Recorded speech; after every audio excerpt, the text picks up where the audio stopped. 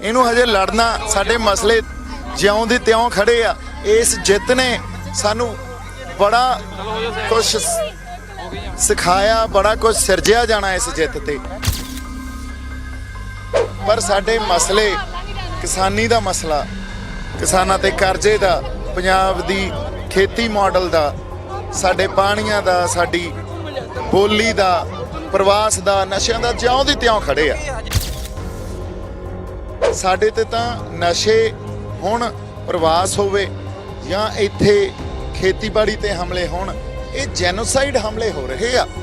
ਪ੍ਰਤੱਖ ਰੂਪ 'ਚ ਹਰ ਬੰਦੇ ਦੇ ਸਮਝ ਨਹੀਂ ਆਉਂਦੇ, ਬੜਾ ਔਖਾ ਹੁੰਦਾ ਇਹਨਾਂ ਨੂੰ ਸਮਝਣਾ ਵੀ ਇਹ ਵਾਕਈ ਜੈਨੋਸਾਈਡ ਹਮਲੇ ਹੋ ਰਹੇ ਆ। ਜਦੋਂ ਜੈਨੋਸਾਈਡ ਹਮਲੇ ਹੋ ਰਹੇ ਆ ਤੇ ਲੜਾਈ ਹੋਂਦ ਦੀ ਬਣ ਜਾਂਦੀ ਆ।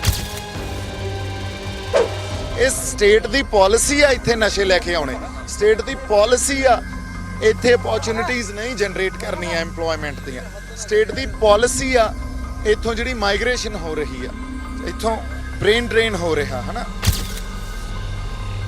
ਹਵਾਵਾਂ ਜਿਹੜੀਆਂ ਤੱਤੀਆਂ ਵਗਦੀਆਂ ਨਾ ਕਈ ਵਾਰੀ ਸਾਡੇ ਤੇ, ਇਹ ਪੜਾਅ ਹੁੰਦੇ ਆ। ਬਸ ਉਹਦੇ ਤੇ ਭਰੋਸਾ ਰੱਖ ਕੇ ਗੁਰੂ ਤੇ ਜੇ ਅਸੀਂ ਤੁਰ ਪਈਏ ਫਿਰ ਉਹ ਭਰੋਸਾ ਹੀ ਸਾਨੂੰ ਤਾਕਤ ਬਖਸ਼ਦਾ। ਲੋਕਾਂ ਨੂੰ ਸੱਚਾ ਸਾਬਤ ਕਰਨਾ ਸਾਰੀ ਉਮਰ ਲੰਘਾ ਦਿੱਤੀ ਜਾਂਦੀ ਹੈ, ਕਈ ਵਾਰੀ ਸਾਰੀ ਆਪਦੀ ਜ਼ਿੰਦਗੀ ਲਾ ਜਾਂਦੇ ਹੋ, ਪਰ ਲੋਕਾਂ 'ਚ ਫੇਰ ਵੀ ਸੱਚਾ ਸਾਬਤ ਨਹੀਂ ਹੋਇਆ ਜਾ ਸਕਦਾ ਹਨਾ। ਤੁਸੀਂ 17 ਸਾਲਾਂ ਤੋਂ ਬਹੁਤ ਲੋਕਾਂ ਨੇ ਇਹ ਸੋਚੀ ਵੀ ਜੇ ਚੰਗੇ ਲੋਕ ਰਾਜਨੀਤੀ 'ਚ ਨਹੀਂ ਆਉਣਗੇ ਤਾਂ ਫਿਰ ਕੌਣ ਆਊਗਾ। ਇਹ ਇੱਕ ਧਾਰਨਾ ਜੀ ਬਣ ਗਈ ਜਿਹੜੀ ਹਜੇ ਤੱਕ ਬਣੀ ਆ। ਪਰ ਇੱਕ ਗੱਲ ਸਮਝੋ ਵੀ 70 ਸਾਲਾਂ 'ਚ ਟਰਾਈਡ ਐਂਡ ਟੈਸਟਡ ਆ। ਤੁਹਾਨੂੰ ਲੱਗਦਾ 70 ਸਾਲਾਂ 'ਚ ਕੋਈ ਇਮਾਨਦਾਰ ਚੰਗਾ ਬੰਦਾ ਹੀ ਨਹੀਂ ਆਇਆ। ਸਤਿ ਸ਼੍ਰੀ ਅਕਾਲ ਜੀ। ਜਿਵੇਂ ਕਿ ਦੇਖੀਏ ਕਿ ਕਿਸਾਨ ਮੋਰਚੇ ਦੇ ਜਿੱਤ ਤੋਂ ਬਾਅਦ ਦੇਖੋ ਸ਼ੰਭੂ ਅੱਜ ਮੇਲੇ ਲੱਗੇ ਹੋਏ ਨੇ ਤੇ ਸ਼ੁਰੂਆਤ ਦਿਵਯਰ ਤੁਸੀਂ ਕਰੀ ਸੀ ਸ਼ੁਰੂਆਤ, ਉਦੋਂ ਲੱਗਦਾ ਹੁੰਦਾ ਸੀਗਾ ਵੀ ਪਤਾ ਨਹੀਂ ਕੋਈ ਸਿਆਸੀ ਮੁਖਾਫਾਂ ਬੱਤੇ ਦੀਪ ਬੈਠਾ, ਪਰ ਉਹੀ ਮੋਰਚਾ ਅੱਜ ਫਤਿਹ ਹੋ ਕੇ ਪਹੁੰਚਿਆ ਉਰੇ। ਤੇ ਜੇ ਕਿਹਾ ਜਾਵੇ ਉਹਦੇ ਦੇ ਦਿਨ ਤੇ ਪਹਿਲਾਂ ਤਾਂ ਅੱਜ ਦੀ ਖੁਸ਼ੀ ਦਾ ਦੀਪ ਦਾ ਕਿੰਨਾ ਕੁ ਫਰਕ ਹੈ? ਦੇਖੋ ਜਮਾਂ ਹੀ ਕੋਈ ਫਰਕ ਨਹੀਂ ਪਾਈ, ਕਿਉਂਕਿ ਜਿਹੜਾ ਵਿਸ਼ਵਾਸ ਉਦੋਂ ਵੀ ਅੰਦਰ ਸੀ ਅੱਜ ਵੀ ਉਹੀ ਵਿਸ਼ਵਾਸ ਅੰਦਰ ਆ ਵੀ ਅਸੀਂ ਸਾਡੀ ਕੌਮ ਖਾਤਰ, ਪੰਜਾਬ ਖਾਤਰ, ਸਾਡੀ ਮਿੱਟੀ ਖਾਤਰ ਤੁਰੇ ਆ। ਸਾਡੀ ਹੋਂਦ ਦੀ ਲੜਾਈ ਆ, ਇਹਨੂੰ ਹਜੇ ਲੜਨਾ ਸਾਡੇ ਮਸਲੇ ਜਿਉਂ ਦੇ ਤਿਉਂ ਖੜੇ ਆ। ਇਸ ਜਿੱਤ ਨੇ ਸਾਨੂੰ ਬੜਾ ਕੁਛ ਸਿਖਾਇਆ, ਬੜਾ ਕੁਛ ਸਿਰਜਿਆ ਜਾਣਾ ਇਸ ਜਿੱਤ ਤੇ। ਪਰ ਸਾਡੇ ਮਸਲੇ ਕਿਸਾਨੀ ਦਾ ਮਸਲਾ, ਕਿਸਾਨਾਂ ਤੇ ਕਰਜ਼ੇ ਦਾ, ਪੰਜਾਬ ਦੀ ਖੇਤੀ ਮਾਡਲ ਦਾ, ਸਾਡੇ ਪਾਣੀਆਂ ਦਾ, ਸਾਡੀ ਬੋਲੀ ਦਾ, ਪ੍ਰਵਾਸ ਦਾ, ਨਸ਼ਿਆਂ ਦਾ ਜਿਉਂ ਦੀ ਤਿਉਂ ਖੜੇ ਆ। ਹਜੇ ਵੀ ਕਹਿੰਦੇ ਕਿ ਆਤਮ ਹੱਤਿਆਵਾਂ ਪਹਿਲਾਂ ਵੀ ਹੁੰਦੀਆਂ ਸੀ, ਇਹ ਤਾਂ ਸਿਰਫ ਇਹ ਸੀ ਵੀ ਇੱਕ ਬਲਾ ਆਉਂਦੀ ਔਰ ਰੋਕੀ ਆ, ਪੁਰਾਣੀਆਂ ਸਮੱਸਿਆਵਾਂ ਨਹੀਂ ਖਤਮ ਹੋਈਆਂ। ਲੜਾਈ ਦੀ ਉਹਨਾਂ ਦੀ ਵੀ ਲੜੂਗਾ ਜਾਂ ਸਿਰਫ ਲੜਾਈ ਇਹ ਕਾਨੂੰਨਾਂ ਤੱਕ ਦੀ? ਨਹੀਂ ਜੀ, ਨਹੀਂ, ਇਹ ਕਾਨੂੰਨਾਂ ਤੱਕ ਦੀ ਲੜਾਈ ਨਹੀਂ ਸੀ। ਲੜਾਈ ਸਾਡੀ ਹੋਂਦ ਦੀ ਆ, ਸਾਡੀ ਐਗਜ਼ਿਸਟੈਂਸ਼ੀਅਲ ਕ੍ਰਾਈਸਿਸ ਆ ਨਾ ਜਿਹੜਾ ਸਾਡੇ ਤੇ, ਉਹ ਇੰਨਾ ਜ਼ਿਆਦਾ ਇਸ ਰੈੱਡ ਜ਼ੋਨ 'ਚ ਚਲਾ ਗਿਆ ਵੀ ਹੁਣ ਘਰਾਂ 'ਚ ਵੜ ਗਈ ਆ ਲੜਾਈ। ਤੇ ਜੇ ਅਸੀਂ ਨਾ ਉੱਠੇ, ਨਾ ਲੜੇ ਤੇ ਆਉਣ ਵਾਲੇ ਸਮੇਂ 'ਚ ਸਫਾਇਆ ਹੋ ਜਾਣਾ। ਸੋ ਇਸ ਕਰਕੇ ਸਾਡੇ ਤੇ ਤਾਂ ਨਸ਼ੇ ਹੁਣ ਪ੍ਰਵਾਸ ਹੋਵੇ ਜਾਂ ਇੱਥੇ ਖੇਤੀਬਾੜੀ ਤੇ ਹਮਲੇ ਹੋਣ, ਇਹ ਜੈਨੋਸਾਈਡ ਹਮਲੇ ਹੋ ਰਹੇ ਆ। ਪ੍ਰਤੱਖ ਰੂਪ 'ਚ ਹਰ ਬੰਦੇ ਦੇ ਸਮਝ ਨਹੀਂ ਆਉਂਦੇ, ਬੜਾ ਔਖਾ ਹੁੰਦਾ ਇਹਨਾਂ ਨੂੰ ਸਮਝਣਾ ਵੀ ਇਹ ਵਾਕਈ ਜੈਨੋਸਾਈਡ ਹਮਲੇ ਹੋ ਰਹੇ ਆ। ਜਦੋਂ ਜੈਨੋਸਾਈਡ ਹਮਲੇ ਹੋ ਰਹੇ ਆ ਤੇ ਲੜਾਈ ਹੋਂਦ ਦੀ ਬਣ ਜਾਂਦੀ ਆ। ਇਸ ਸਟੇਟ ਦੀ ਪਾਲਿਸੀ ਆ ਇੱਥੇ ਨਸ਼ੇ ਲੈ ਕੇ ਆਉਣੇ, ਸਟੇਟ ਦੀ ਪਾਲਿਸੀ ਆ ਇੱਥੇ ਅਪੋਰਚੁਨਿਟੀਜ਼ ਨਹੀਂ ਜਨਰੇਟ ਕਰਨੀਆਂ ਐਮਪਲੋਇਮੈਂਟ ਦੀਆਂ, ਸਟੇਟ ਦੀ ਪਾਲਿਸੀ ਆ ਇੱਥੋਂ ਜਿਹੜੀ ਮਾਈਗ੍ਰੇਸ਼ਨ ਹੋ ਰਹੀ ਆ, ਇੱਥੋਂ ਬ੍ਰੇਨ ਡਰੇਨ ਹੋ ਰਿਹਾ ਹਨਾ। ਸਟੇਟ ਦੀ ਪਾਲਿਸੀ ਆ ਸਾਡੇ ਰਿਸੋਰਸਿਸ ਨੂੰ ਲੁੱਟਣਾ, ਚਾਹੇ ਰਾਜਸਥਾਨਾਂ ਨੇ ਨਹਿਰਾਂ ਕੱਢ ਕੇ ਇੱਥੋਂ ਪਾਣੀ ਉੱਥੇ ਵਿਹਲਾ ਛੱਡਣਾ ਪੈ ਜੇ ਉਹਨਾਂ ਨੂੰ, ਪਰ ਇੱਥੋਂ ਲੈ ਜਾਣਗੇ ਤੁਹਾਡਾ। ਸੋ ਸਟੇਟ ਨੇ ਬੜਾ ਕੁਝ ਸਾਡੇ ਅਗੇਂਸਟ ਰਚ ਰੱਖਿਆ। ਅਸੀਂ ਸਟੇਟ ਨੂੰ ਬੇਨਕਾਬ ਕਰਨਾ ਤੇ ਆਪਦੇ ਹੱਕ ਲੈਣੇ ਆ। ਸੋ ਲੜਾਈ ਲੰਬੀ ਆ ਬਾਈ। ਲਗਾਤਾਰ ਜੇ ਕਹੀਏ ਦੀਪ ਨੇ ਤਾਂ ਉਹ ਸਮਾਂ ਵੀ ਦੇਖਿਆ ਜਦੋਂ ਖੁਦ ਦੀਪ ਦੀਆਂ ਗ੍ਰਿਫਤਾਰੀਆਂ ਹੋਈਆਂ, ਲੋਕਾਂ ਨੇ ਗਦਾਰ ਤੱਕ ਕਹਿਤਾ ਤੇ ਕਿਤੇ ਨਾ ਕਿਤੇ ਉਹ ਚੀਜ਼ਾਂ ਵੀ ਹਟਾਈਆਂ। ਜੇ ਕਹੀਏ ਜਿਵੇਂ ਕਹਿੰਦੇ ਹੁੰਦੇ ਨੇ ਪਹਿਲਾਂ ਵੀ ਅੱਜ ਦੇ ਦਿਨ ਤਾਂ ਸ਼ਾਇਦ ਉਹ ਨਹੀਂ ਯਾਦ ਆਉਂਦੀਆਂ, ਪਰ ਜਿਉਂ-ਜਿਉਂ ਸਮਾਂ ਬੀਤਿਆ ਦੀਪ ਸਿੱਧੂ ਦੇ ਯਾਦ ਆ, ਉਹ ਵੀ ਪਲ ਵੀ ਆਖਰ ਬਾਈ ਹਰ ਪਲ ਯਾਦ ਆ, ਹਰ ਪਲ ਯਾਦ ਆ। ਮੈਂ ਰਾਤ ਹੀ ਜਦੋਂ ਮੈਂ ਰਾਤ ਇੱਥੋਂ ਲੇਟ ਗਏ ਆ, ਸਵੇਰੇ ਹੀ ਸੁੱਤੇ ਆ ਜਾ ਕੇ ਤੇ ਫਿਰ ਵਾਪਸ ਹੋ ਗਏ ਸੀ। ਪਰ ਜਦੋਂ ਮੈਂ ਸੁੱਤਾ ਸੀ ਜਾ ਕੇ ਨਾ, ਤੇ ਜਿੱਥੇ ਮੈਂ ਜਾ ਕੇ ਰਾਤ ਨੂੰ ਕੱਲਾ ਖੇਤ 'ਚ ਬੈਠਾ ਤੇ ਸਾਰੀ ਕਾਇਨਾਤ ਉਲਟ ਕੱਲਾ ਖੇਤ 'ਚ ਬੈਠਾ ਸੀ। ਤੇ ਉੱਥੇ ਮੈਂ ਇਹ ਸੋਚਿਆ ਸੀ ਵੀ ਹੁਣ ਅੱਛਾ ਇੱਕ ਗੱਲ ਮੈਂ ਆਪਦੇ ਆਪ 'ਚ ਇਹ ਨੋਟਿਸ ਕੀਤੀ ਵੀ ਹੌਸਲਾ ਉੱਥੇ ਵੀ ਨਹੀਂ ਹਾਰਿਆ ਸੀ।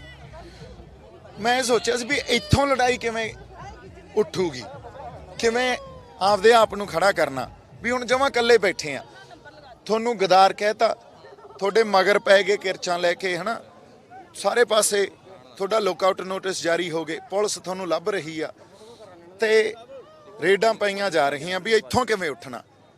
ਤੇ ਉੱਥੋਂ ਕੱਲਾ ਉੱਠਿਆ ਸੀ, ਪਰ ਜਦੋਂ ਬਾਹਰ ਆਇਆ 2-4 ਸਟੈਪ ਲੈ ਕੇ ਦੇਖਿਆ ਵੀ ਇਹ ਤਾਂ ਗੁਰੂ ਨੇ ਕਲਾ ਹੀ ਵਰਤਾਤੀ ਹੈ, ਤਾਂ ਹਵਾ ਹੀ ਬਦਲ ਗਈ। ਸੋ ਇਹ ਹਵਾਵਾਂ ਜਿਹੜੀਆਂ ਤੱਤੀਆਂ ਵਗਦੀਆਂ ਨਾ ਕਈ ਵਾਰੀ ਸਾਡੇ ਤੇ, ਇਹ ਪੜਾਅ ਹੁੰਦੇ ਆ, ਬਸ ਉਹਦੇ ਤੇ ਭਰੋਸਾ ਰੱਖ ਕੇ ਗੁਰੂ ਤੇ ਜੇ ਅਸੀਂ ਤੁਰ ਪਈਏ ਫਿਰ ਉਹ ਭਰੋਸਾ ਹੀ ਸਾਨੂੰ ਤਾਕਤ ਬਖਸ਼ਦਾ। ਕਿਉਂਕਿ ਤੁਸੀਂ ਵੈਲੀਡੇਸ਼ਨ ਆ ਜਿਹੜੀ ਲੋਕਾਂ ਨੂੰ ਸੱਚਾ ਸਾਬਤ ਕਰਨਾ ਸਾਰੀ ਉਮਰ ਲੰਘਾ ਦਿੱਤੀ ਜਾਂਦੀ ਹੈ, ਕਈ ਵਾਰੀ ਸਾਰੀ ਆਪਦੀ ਜ਼ਿੰਦਗੀ ਲਾ ਜਾਂਦੇ ਹੋ, ਪਰ ਲੋਕਾਂ 'ਚ ਫੇਰ ਵੀ ਸੱਚਾ ਸਾਬਤ ਨਹੀਂ ਹੋਇਆ ਜਾ ਸਕਦਾ, ਹਨਾ। ਸੋ ਅਸੀਂ ਗੁਰੂ ਸਾਹਮਣੇ ਸੱਚੇ ਰਹੀਏ, ਵੈਲੀਡੇਸ਼ਨ ਉਹ ਤੋਂ ਲੈਣੀ ਆ। ਲੋਕ ਜਿਹੜੇ ਨਹੀਂ ਸੱਚੇ ਮੰਨਦੇ ਜਾਂ ਜਿਨ੍ਹਾਂ ਨੇ ਇਲਜ਼ਾਮ ਲਾਏ ਆ, ਕੋਈ ਫਰਕ ਨਹੀਂ, ਸਮਾਂ ਬੜਾ ਕੁਝ ਨਤਾਰਾ ਕਰ ਦੂਗਾ।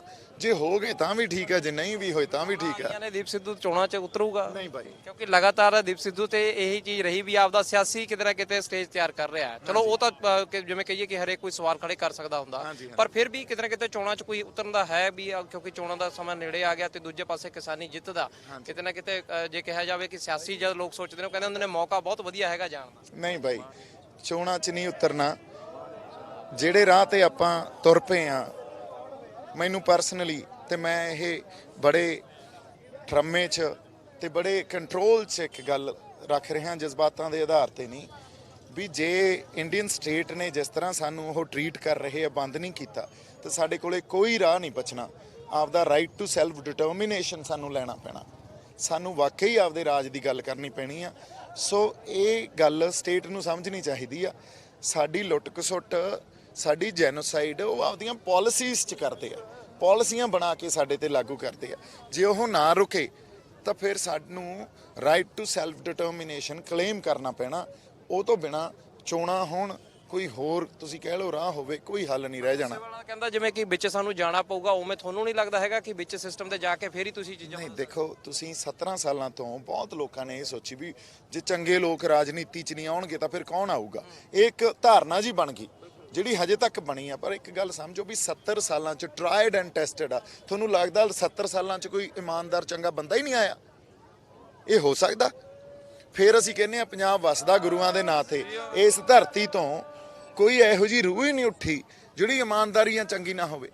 ਸੋ ਆਏ ਆ ਰੀਸੈਂਟ ਐਗਜ਼ਾਮਪਲ ਸਰਦਾਰ ਸੁਖਪਾਲ ਸਿੰਘ ਖਹਿਰਾ ਦੀ ਆ, ਫਿਰ ਸਰਦਾਰ ਸਿਮਰਜੀਤ ਸਿੰਘ ਮਾਨ ਦੀ ਆ, ਪਰ ਇਹਨਾਂ ਨੂੰ ਆਈਸੋਲੇਟ ਕਰ ਦਿੰਦੇ ਆ। ਉਹ ਜਿਹੜੇ ਸਿਸਟਮ ਦੀ ਇਹ ਗੱਲ ਕਰਦੇ ਆ ਨਾ ਵੀ ਸਿਸਟਮ 'ਚ ਵੜ ਕੇ ਕੁਝ ਕਰੋਗੇ, ਉਹ ਸਿਸਟਮ ਨੇ ਤੁਹਾਨੂੰ, ਜੇ ਤੁਸੀਂ ਇਮਾਨਦਾਰੀ ਨਾਲ ਚੰਗੇ ਹੋ ਕੇ ਪ੍ਰੋਗਰੈਸ ਵਾਲੇ ਪਾਸੇ ਜਾਣਾ ਤੇ ਇੱਕ ਸਟੇਟ ਨੂੰ ਜਿਹੜਾ ਉਹ ਬੇਨਕਾਬ ਕਰਨਾ, ਜਿਹੜੀਆਂ ਉਹਨਾਂ ਦੀਆਂ ਪਾਲਿਸੀਜ਼ ਬਣਦੀਆਂ ਸਾਡੇ ਤੇ, ਉਹਨਾਂ ਨੂੰ ਬੇਨਕਾਬ ਕਰਨਾ, ਤੁਹਾਨੂੰ ਆਈਸੋਲੇਟ ਕਰ ਦੇਣਗੇ, ਤੁਹਾਨੂੰ ਜੇਲ੍ਹਾਂ 'ਚ ਸਿੱਟ ਦੇਣਗੇ। ਈਡੀ ਦਾ ਸ਼ਿਕੰਜਾ ਇਸ ਤਰ੍ਹਾਂ ਦੇ ਨਾਲ ਕੱਸਿਆ ਗਿਆ ਕਿ ਹਜੇ ਤੱਕ ਹਿਰਾਸਤ 'ਚ ਨੇਗੇ। ਬਿਲਕੁਲ। ਸੋ ਤੁਹਾਨੂੰ ਲੱਗਦਾ ਕਿ ਹੁਣ ਕਿਤੇ ਨਾ ਕਿਤੇ, ਚਾਹੇ ਹੁਣ ਉਹਨਾਂ ਦੀ ਲਾ ਲਓ, ਤੁਸੀਂ ਉਹਨਾਂ ਦੀ ਵੀ ਲੜਾਈ ਲੜੋਗੇ ਕਿਤੇ ਨਾ ਕਿਤੇ, ਕਿ ਅੱਗੇ ਆਉਂਗੇ ਕਿ ਜਿਹੜੀਆਂ ਸੈਂਟਰ ਕਰ ਰਿਹਾ?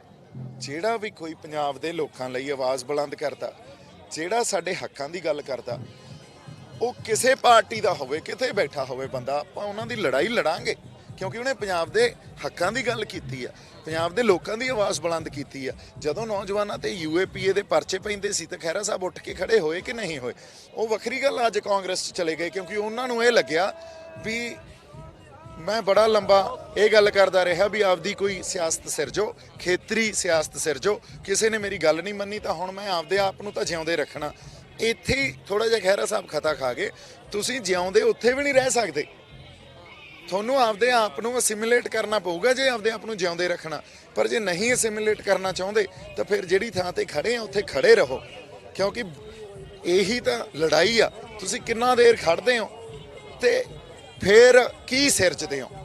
ਸੋ ਸਿਰਜਿਆ ਜਾਣਾ ਸਮਾਂ, ਜਿਹੜਾ ਰਿਆਸਤਾਂ ਵੱਡੀਆਂ ਵੱਡੀਆਂ ਤੇ ਇੱਕ ਨਹੀਂ ਰਹਿੰਦਾ, ਸਮਾਂ ਨਹੀਂ ਇੱਕ ਰਹਿੰਦਾ ਹੁੰਦਾ। ਸੋ ਸਮੇਂ ਨੇ ਬੜਾ ਕੁਝ ਦੇਖਣਾ ਹੁੰਦਾ, ਬੜੇ ਪੜਾਅ ਹੁੰਦੇ ਆ, ਬੜੀਆਂ ਗਲਾਈਆਂ ਹੁੰਦੀਆਂ ਅੰਦਰ ਦੀਆਂ, ਹੈ ਨਾ। ਇਹਨਾਂ ਸਾਰੀਆਂ ਚੀਜ਼ਾਂ ਨੂੰ ਕੰਸੀਡਰ ਕਰਕੇ ਜਦੋਂ ਤੁਸੀਂ ਇੱਕ ਗੱਲ ਨੂੰ ਫੋਰ ਐਗਜ਼ਾਮਪਲ ਉਹਨੂੰ ਸਹੀ ਸਮਝਦੇ ਹੋ, ਤੁਹਾਡੀ ਰੂਹ ਨੂੰ ਸਹੀ ਲੱਗਦੀ ਆ ਹਨਾ, ਤੁਹਾਡੇ ਅੰਦਰੋਂ ਆਵਾਜ਼ ਆਉਂਦੀ ਆ ਵੀ ਨਹੀਂ ਮੈਂ ਜਸਟਿਸ ਵਾਲੇ ਪਾਸੇ ਆਉਣਾ, ਮੈਂ ਇਨਜਸਟਿਸ ਵਾਲੇ ਪਾਸੇ ਨਹੀਂ ਜਾਣਾ, ਫਿਰ ਉਹ ਇਨਜਸਟਿਸ ਵਾਲੇ ਪਾਸੇ ਚਲੇ ਗਏ, ਉੱਥੇ ਵੀ ਜਾ ਕੇ ਜੇਲ੍ਹ 'ਚ ਹੀ ਗਏ ਆ, ਫਰਕ ਕੋਈ ਨਹੀਂ ਹੈ।